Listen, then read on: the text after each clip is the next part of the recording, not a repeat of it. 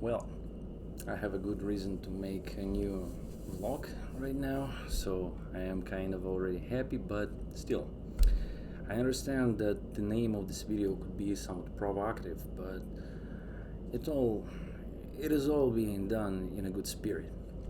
So, you might be interested in what do I mean when I speak about anti-speedrun? Well, it's not kind of a anti-speedrun in a sense that you might believe what it could be. It is a variety challenge. And what do I mean by variety challenge? Well, a variety challenge is a challenge I set upon myself to have some fun and to make this hobby somewhat legitimate in my own eyes. The way I intend to do it is to define how many games have I completed in my Steam library and how many I did not. After I define that, I will strive towards completing my library and basically trying my best to complete all the games I own, which for everybody who has a gaming library for a while now, especially on Steam, where you can get a lot of really good deals.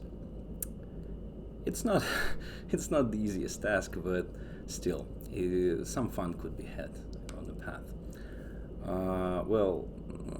To be frankly true about that, I have defined how many games I have already completed, in a sense, and how many I did not. And about 3/4 of all of my gaming library is not yet completed. It's about 200 games.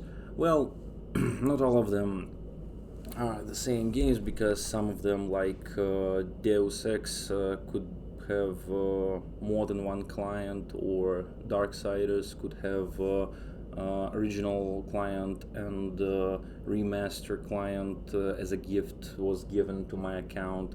The same could be said about first Bioshock game, but you get the point of it. The only thing that interests me is completing the games themselves. So if I complete one version of the game, I consider all the other completed as well. I will not do them all back to back to back. I'm not that stubborn, to say the least. Well, anyway, if I will be able to complete that big task, I can surely say that all the money I spent on these games are valid, and I can feel a bit better for myself. And I think that is a good way to catch up on some old releases that I skimmed over in the past. Maybe to find something new for myself, because I have a lot of games, I tell you. I may tell more about it in another video, but still, more about the challenge. If this is a challenge, there are of course bound to be restrictions, of course. In my case, I intend to stream this challenge. Until I complete the challenge, I will not, and I repeat, I will not stream any other game that is not on the challenge. Only the games I'm currently beating for the challenge will be streamed. Therefore, I will not stream any game that I have played and completed before, and I will not stream any multiplayer game that I have had any success. Like Rocket League, for example. I like Rocket League, and I believe since it's session-based game, if I won at least one game of that kind of game, I define it as the beaten game. So we will see multiplayer games on this challenge as well. And if I will find someone to help me to beat cooperative games such as Payday games and Left 4 Dead, I would be extremely fucking happy to do so. That is the gist of it. Why do I call it anti-speedrun then? Well, for me, I always understood speedrun as it has its core ideas. The monumental things that the speedrunning culture is based on. It's repetition, which leads to mastery, and refinement. Yes, you play one game, but you play it to so much that you completely master it, and you can be called the best one. I never could understand that because I get bored, and there are barely any games that I've played that I could really call myself a master. But there are some that I really enjoyed over the years, of course. So this is anti-speedrun because it goes against those core ideas. Instead of repetition, mastery, and refinement, there is innovation. Constant opening the player to new games, new ideas, and what it does well for a casual player, because I believe there are a lot of casual players who could find something new if they open themselves to that. I myself never could consider speedrunning for myself, competitive esports as well. I just don't enjoy it as much, but I'm confident about my knowledge of the games. I'm confident in my understanding of them, and I think I can share some thoughts about them on my way there on this challenge. Therefore, accomplishment of such a challenge, I believe, can bring some fun into an old hobby of mine. I will have some direction in my gaming, and if it will go well, I could pursue gaming as much more healthier of a habit of mine.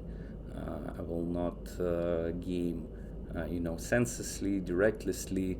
I will become gaming master, the wizard, like the old Nintendo movie. In my own kind of way, the gamer, because I complete the games I buy. That sounds badass, at least in my book, or at least a little bit. Well, why do I choose to pursue it? As I have told, when you are young, you tend to buy games that you don't even think about. I have many games that I have bought during the summer deals, holiday deals on Steam. There were a lot of big packages, like Star Wars package, when I had for a modern cost of $2, like 20 or 25 games just like that on my Steam library. It was great. It was great. It was a good time, and that's why I always liked Steam as a platform. Also, I have many small games because at the time there was, it was fashionable to buy keys on the random sellers. And you activate the key on your Steam account and you don't know what kind of game do you get.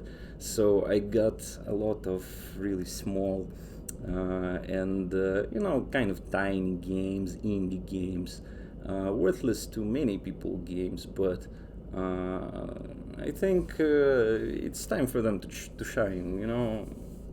This kind of challenge could really pour the light upon them. So I've got a lot of games, and that's only the part of my gaming library. I got some games as a gift. I bought some of them stupidly and never played them. There's a lot of games. I got like 400 or 500 on my account, and they will be completed. At least some of them. I hope most of them will. Streaming this challenge has obvious advantages for me. such as having fun in the games that I normally detest. When you buy something without much thought, you're bound to buy some shit. And if I need to conquer that shit, at least I want to share some of the laughs on the path there. Therefore, streaming is good. Also, some of the games could be annoyingly hard, or frankly bizarre or stupid. And backseat gaming in these times could be a healthy thing, I believe. It could help me through the most tedious of challenges, which is really cool. But what I really need to stress, and which is really important for me, that I will stream mostly on Russian, because I am from Russia and Russian is my domestic language. It is much easier for me to express myself emotionally that way, but for my international viewers, I assure you that if you have any questions on English, I will do my best to notice and answer them appropriately, and give you as much attention as any of my domestic viewers, of course. So we'll be glad to see you. I welcome viewers from all countries, ages, and genders. That's what I want to stress out. Want to engage with the English-speaking audience because I believe we have to get a little bit closer. Many of the Western audience and Western internet dwellers don't know much about Russians and Russian mentality, because there is there are like cliques, national cliques on the internet, and Russian are usually have, they're like those kind of guys, they have certain stereotypes which are sometimes deserved, but there are more Russians than those loud and mouthy ones, the rude ones. I believe there are many of gentle Russians and polite Russians as well. So I want to let both Russian audience to engage more with the international crowd, as well as international crowd see a little bit of beauty in Russian culture and share some laughs together, which could be really cool. So when do we start?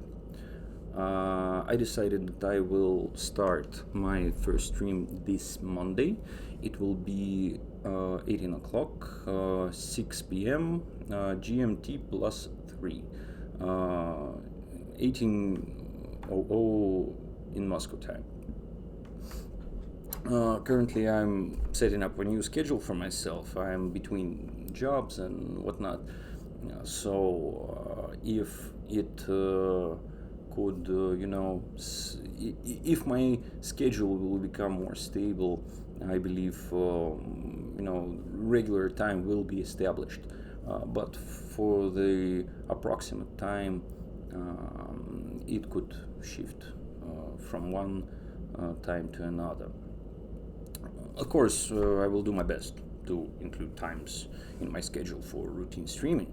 But for the next time, for the next while, it could be a bit hectic. So I please ask you to understand. But I want to still engage with you, my YouTube audience. Therefore, I will invite you to my Telegram blog. My Telegram blog is also mostly in Russian, and it will have announcements about most upcoming streams airings. So you can always find that there. Uh, Also, it is a big garbage pile of my old saved memes that I never get to use. So maybe you will find something to smile about. So hope you enjoy that as well. I will also share my, the movies I liked, the music I like. So what I say, you can just leave it, on some unopened tab on your browser and visit it once in a while and maybe have some fun there. I think it could be really fun. I am the guy who spends a lot of time on the internet, so I can enjoy many jokes that are on the edgier side. I implore you to believe me when I say that they are all posted in a good spirit and not in a mean spirit. So that's that. And as I said, stream announcements will be there as well in my Telegram blog. Link will be in the description to the video. But for those who don't feel close to Twitch or streaming as a whole, YouTube enjoyers as myself, I vastly prefer YouTube as a platform for my content. I ask you, well, not ask you, I invite you to stay here and sometimes visit me, because I intend to do new vlogs about the games that I beat on this challenge. I will speak my mind about them, share my emotions, share what I think about them, maybe notice some cool things about them, and what really is a great opportunity for me is to exchange ideas about them, because the comment section exists, and I really like the possibilities like that. It's really inspiring to me. So if you have any thoughts about what I speak in my vlogs, go into the comment section. I will do my best to answer to you. So since I am a journalist at heart, I like to tell people good news. Me being on this challenge will open people to what kind of gamer I am, what kind of taste in games do I have, and my gaming experience. So if my viewers and other gamers will understand that, they could understand how they can relate to me, because maybe someone shares my passion to strategy games like turn-based strategy or real-time strategy games, and they're like, he likes Warcraft 3, therefore we share that, we have common ground, we may enjoy, I don't know, StarCraft 2 as well, as well as that guy. We share some taste. That is good. Many people don't share their tastes, therefore you just don't know what kind of people they are. I will be the person that you know, because you will basically see what kind of games I complete. And I'm open to exchange in debate about some more controversial, maybe, ideas in gaming. Therefore, I will be glad to be that guy when someone looks for an independent opinion on the net, which is nice. And finally, I extend my invitation to you not to only participate in this challenge as a viewer, but as a possible challenger. If anybody else finds my idea appealing, go for it. You can twist the rules and format in any way you see fit. Just make sure you have fun in the process, since I believe it is stupid to play games without having fun. Having fun is the purpose of playing games. Therefore, you should make sure that you're having fun when you're playing games all the time. If you're not having fun, you're doing it wrong, I tell you. If you want to try it out, that is great. Maybe you could share in the comments that you decide to try it as well, and share your experiences. It will be really cool. And I guess we'll see you soon. For now, I'm going to have some fun this weekend, but you can always find me in my Telegram blog, and I'll see you this Monday on my stream. Alright, take care.